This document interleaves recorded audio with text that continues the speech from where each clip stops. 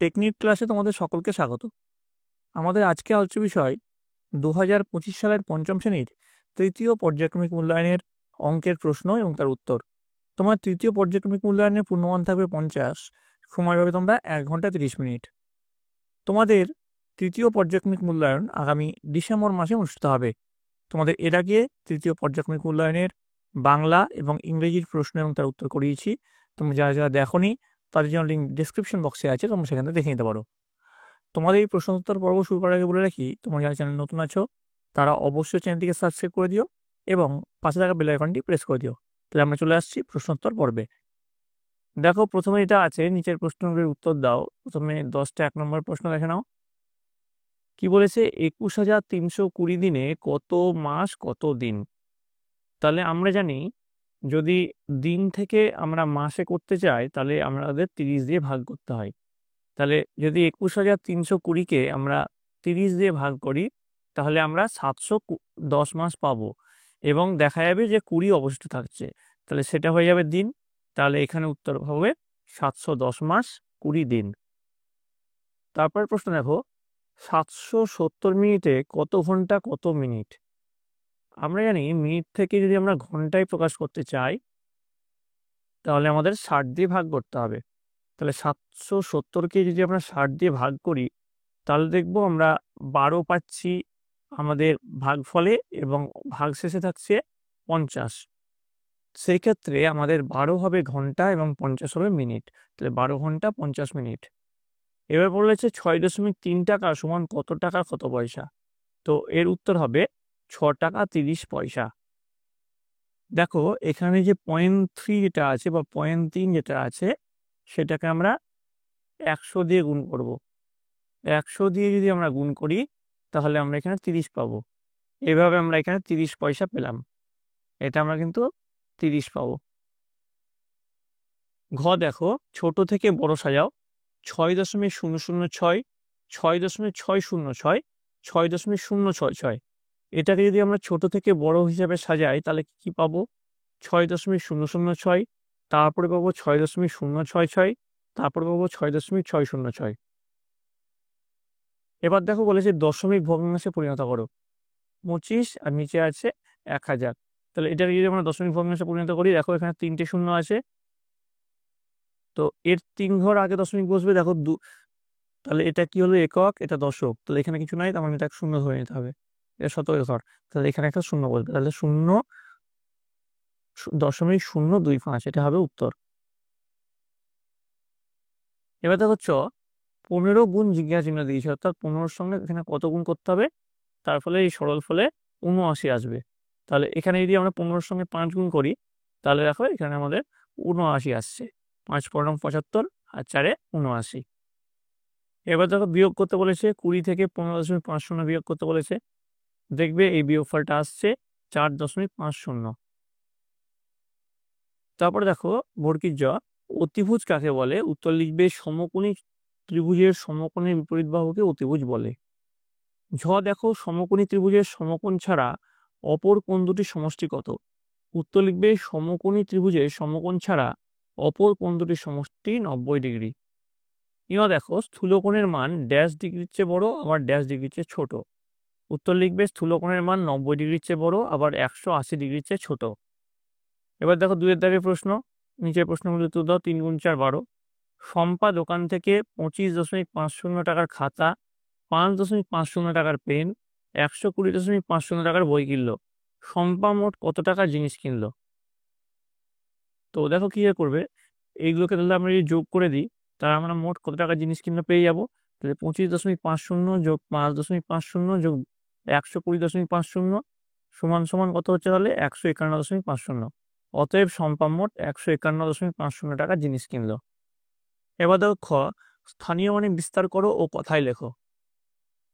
কি বলেছে? 318.005, এটাকে স্থানীয় মানে বিস্তার করতে হবে। তাহলে 300 হলো 17-এর ঘর, তাহলে 10-এর ঘরে কত আছে? 1, তার মানে 10। এককের ঘরে আছে 8, 8 লিখলাম। আর দশমিকের পরে কত আছে? 0.005, 0.005। একে যদি আমরা হর এবং লবের আকারে প্রকাশ করি তাহলে 5, আমি দশমিকের জন্য নিচে 1, আর তারপরে 3টে শূন্য, 1 2 3, বোঝা গেল? তাহলে হলো 318.005। এবার দেখো সূক্ষ্ম কোণের চেয়ে বড় দুটি কোণের মান লেখো। উত্তর লিখবে সূক্ষ্ম কোণের চেয়ে বড় দুটি কোণের মান হলো 170 ডিগ্রি ও 110 ডিগ্রি। তারপরে দেখো, আচ্ছা এখানে তোমার 70 লিখবে না, এখানে লিখবে 100 ডিগ্রি আর 110 ডিগ্রি, ঠিক আছে? ঘ দেখো, কোনো একটি সংখ্যা থেকে 3402 বিয়োগ করায় 5 অঙ্কের ক্ষুদ্রতম সংখ্যা পাওয়া গেল, সংখ্যাটি কত? তাহলে দেখো 10,000 যোগ 3402, তাহলে কত হলো? 13,402। অতএব সংখ্যাটি হলো 13,402। এবার বলেছে নিম্নলিখিত প্রশ্নগুলির উত্তর দাও, যে কোনো 4টি। 3 গুণ 4 সমান 12। বলেছে শ্যামলবাবু তার 8 মাসের আয় দিয়ে 9 মাসের সংসার চালান। তার মাসিক আয় 11,232 টাকা হলে 9 মাসের খরচ কত? উত্তর লিখবে শ্যামলবাবু 1 মাসে আয় হচ্ছে 11,232 টাকা। তাহলে তার 8 মাসের আয় কত? এটাকে যদি 8 দিয়ে আমরা গুণ করে দিই তাহলে আমরা 8 মাসের আয় পেয়ে যাব। অতএব শ্যামলবাবুর 8 মাসের খরচ 89,856 টাকা। তাহলে 9 মাসের খরচাটাই সেটা কিন্তু 8 মাসের আয়। সরল করো, 6 গুণ 5 গুণ 4 ভাগ 8 ভাগ 5 ভাগ 7। তাহলে এই দেখো, এটা সরল করলে আমরা কি পাবো? সরল করলে এটা পাবো 6 গুণ 5 গুণ 4 করলে আমরা 120 পাচ্ছি। তারপরে ভাগ 8 ভাগ 5 গুণ 7, তাহলে 120 ভাগ 8 করলে আমরা কত পাচ্ছি? 15। 15 ভাগ 5 গুণ 7, তাহলে এটাকে যদি 15কে 5 দিয়ে ভাগ করি তাহলে 3 পাবো। 3 গুণ 7, 3 7 21। এবার দেখো গ, নাজিরার কাছে 50 টাকা আছে, সে 2টি বিস্কুট কিনতে 1 টাকা দেয়। 50 টাকায় সে কতগুলি বিস্কুট কিনবে? তাহলে 1 টাকায় কটি বিস্কুট পাওয়া যায়? 2টি বিস্কুট পাওয়া যায়। তাহলে 50 টাকায় কটি বিস্কুট পাওয়া যাবে? 50 গুণ 2, 100টি বিস্কুট পাওয়া যাবে। অতএব 50 টাকায় সে 100টি বিস্কুট কিনবে। এবার দেখো ঘ কি বলেছে, পরের প্রশ্ন। একটি বৃত্ত অঙ্কন করো ও তার বিভিন্ন অংশগুলি চিহ্নিত করো। একটা বৃত্ত আঁকা হয়েছে, দেখো বিভিন্ন অংশ, দেখো এটাকে বলা হচ্ছে পরিধি, এটাকে বলা হচ্ছে বৃত্তের কেন্দ্র, এই এই যে টোটালটাকে বলা হচ্ছে ব্যাস। কেন্দ্র থেকে পরিধি পর্যন্ত এটা হচ্ছে ব্যাসার্ধ। তাহলে উম্মা দেখো, যে পরিমাণ খাবারে 5 জন লোকের একদিন চলে, সেই পরিমাণ খাবারে একজন লোকের কতদিন চলবে? তো উত্তর দেখো কি আছে, 5 জন লোকের একদিন চলে বলেছে, তাহলে একজন লোকের চলবে 5 গুণ 1 সমান 5 দিন। অতএব যে পরিমাণ খাবারে 5 জন লোকের একদিন চলে, সেই পরিমাণ খাবারে একজন লোকের 5 দিন চলবে। এবার দেখো 4 দাগের প্রশ্ন, যে কোনো 4টি প্রশ্নের উত্তর দাও। 5 গুণ 4 সমান 20 আছে। প্রশ্নটা কি বলেছে, আমাদের স্কুলের একটি ঘর তৈরি করতে 8 জন মিস্ত্রি 1 মাস সময় লেগেছে। এই রকম আরেকটি ঘর 24 দিনে শেষ করতে মোট কতজন মিস্ত্রি লাগবে? উত্তর কিভাবে করবে দেখো, প্রথমে দেখো কি বলেছে, 30 দিনে ঘরটি তৈরি করতে মিস্ত্রি লেগেছে 8 জন। তাহলে একদিনে ঘরটি তৈরি করতে মিস্ত্রি কত লাগবে? 30 গুণ 8 জন, মানে 240 জন।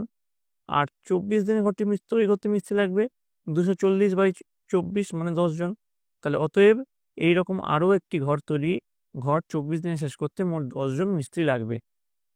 এবার দেখো খ, একটি পুতুল তৈরির কারখানায় 1 ডজন পুতুল তৈরি করতে 4 জন লোকের 12 দিন সময় লাগতো। বেশি উৎপাদনের জন্য আরো 2 জন লোক নিয়োগ করা হলো। এখন 1 ডজন পুতুল তৈরি করতে কত দিন সময় লাগবে? আগের থেকে কত কম সময় লাগবে? উত্তর লিখবে 1 ডজন পুতুল তৈরি করতে 4 জন লোকের সময় লাগে 12 দিন। তাহলে 1 ডজন পুতুল তৈরি করতে একজন লোকের সময় লাগবে 12 গুণ 4 সমান 48 দিন। তাহলে 1 ডজন পুতুল তৈরি করতে 4 যোগ 2 সমান 6 জন লোকের সময় লাগবে। 48 ভাগ 6 সমান 8 দিন। অতএব এখন 1 ডজন পুতুল তৈরি করতে 8 দিন সময় লাগবে, এবং আগের থেকে 12 বিয়োগ 8, মানে কদিন বেশি সময় কম সময় লাগবে? 4 দিন কম সময় লাগবে। এবার দেখো গয়ের দাগের প্রশ্ন কি আছে, একটি শিখন ক্যাম্পে 250 জন শিক্ষার্থী গিয়েছে, তাদের 28 দিনের খাদ্য মজুদ আছে। শিবির চলার 17 দিন পর আরও 25 জন নতুন শিক্ষার্থী ক্যাম্পে এলো, এখন ওই খাবারে তাদের কতদিন চলবে? উত্তর করবে, ওই খাবারে 250 জনের চলবে 28 বিয়োগ 17, মানে 11 দিন। আর একজনের চলবে 250 গুণ 11, মানে হচ্ছে 2750 দিন। তাহলে 250 যোগ 25 মানে 275 দিন চলবে। 2750/275, মানে 10 দিন। অতএব ওখানে ওই খাবারে তাদের 10 দিন চলবে। এবার দেখো ঘ কি বলেছে, একটি জীবে আমার বাড়ি থেকে মামার বাড়ি যেতে 2 ঘন্টা সময় লাগে। কিন্তু আমার বাড়ি থেকে জেঠুর বাড়ি যেতে 6 ঘন্টা সময় লাগে। আমার বাড়ি থেকে মামার বাড়ির দূরত্ব 80 কিলোমিটার হলে আমার বাড়ি থেকে জেসু বাড়ির দূরত্ব কত? তাহলে দেখো এখানে আমাদের আগে গতিবেগটা বের করতে হবে। প্রথমে দেখো 2 ঘন্টায় জিপটি যায় 80 কিলোমিটার, দূরত্ব যেহেতু 80 বলেছে এবং সময় লাগে 2 ঘন্টা, তাহলে 1 ঘন্টায় জিপটি যাবে 80/2 সমান 40 কিলোমিটার। তাহলে 6 ঘন্টায় জিপটি যাবে 40 কিলোমিটার হচ্ছে গতিবেগ, তাহলে 40 × 6 মানে 240 কিলোমিটার। অতএব আমার বাড়ি থেকে জেঠুর বাড়ির দূরত্ব 240 কিলোমিটার। বোঝা গেল আশা করি। তোমরা দেখো 4 জন লোক প্রতিদিন 6 ঘন্টা কাজ করে 14 দিনে একটি কাজ শেষ করতে পারেন। 6 জন লোক প্রতিদিন 3 ঘন্টা করে কাজ করে কতদিনে ওই কাজটি শেষ করতে পারবেন? উত্তর লিখবে 4 জন লোক প্রতিদিন 6 ঘন্টা করে কাজ করে কাজটি শেষ করেন 14 দিনে। একজন লোক প্রতিদিন 1 ঘন্টা কাজ করে কাজটি শেষ করবে, তাহলে 14 × 4 × 6 মানে 336 দিনে। তাহলে 7 জন লোক প্রতিদিন 3 ঘন্টা কাজ করে কাজটি শেষ করবে, 336/7, ব্যাটারের মধ্যে 7 × 3 মানে 336/21 মানে 16 দিনে। অতএব 7 জন লোক প্রতিদিন 3 ঘন্টা করে কাজ করে ওই কাজটি শেষ করতে পারবেন 16 দিনে। তো এই ছিল তোমাদের তৃতীয় পর্যায়ক্রমিক মূল্যায়নের অঙ্কের সেকেন্ড সেটের প্রশ্ন এবং তার উত্তর। তোমার যদি এই ভিডিওটি ভালো লেগে থাকে অবশ্যই জানাবে। তোমার জন্য আরও 1 সেট আমি প্রশ্ন নিয়ে আসবো, তাই জন্য তোমাদের সকলকে এই চ্যানেলের সঙ্গে যুক্ত থাকতে হবে। ভিডিওটি ভালো লাগলে অবশ্যই লাইক করবে এবং বন্ধুদের কাছে অনেক অনেক শেয়ার করবে।